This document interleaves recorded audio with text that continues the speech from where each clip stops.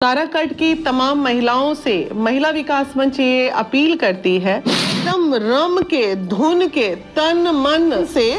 पूरी महिलाएं, not only Bihar, पूरे इंडिया की महिला काराकाट में उतरेगी और मैं मांगूंगी वहां की महिलाओं से। का पवन भाई के साथ हम नजर आए वो एक दूसरा पार्ट था, लेकिन इस बार जो नजर आएंगे पवन भाई के साथ महिला विकास मंच वो पावर स्टार पवन सिंह के काराकाट से निर्दलीय चुनाव लड़ने को लेकर बीना मानवी ने दिया बड़ा बयान। तो क्या है खबर इस वीडियो में हम जानने वाले हैं। तो बेशक अगर आप पावर स्टार पवन सिंह के सच्चे फैन हैं तो चैनल को सब्सक्राइब करके एक छोटा सा कमेंट जरूर करना और वीडियो आप पूरा जरूर देखिए। पावर स्टार पवन सिंह को सांसद बनाने के लिए पूरी कायनात एक तरफ हो गई है, वहीं पर पावर स्टार पवन सिंह को लेकर हर जगह चर्चा बना हुआ है। लेकिन बीना मानवी का कहना है कि पावर स्टार पवन सिंह के